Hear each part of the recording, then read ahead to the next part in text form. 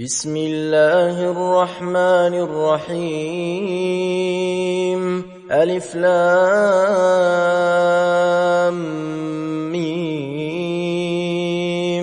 الله لا إله إلا هو الحي القيوم نزل عليك الكتاب بالحق مصدقا لما بين يديه وأنزل التوراة والإنجيل من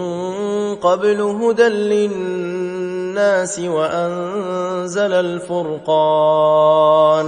إن الذين كفروا بآيات الله لهم عذاب شديد والله عزيز ذو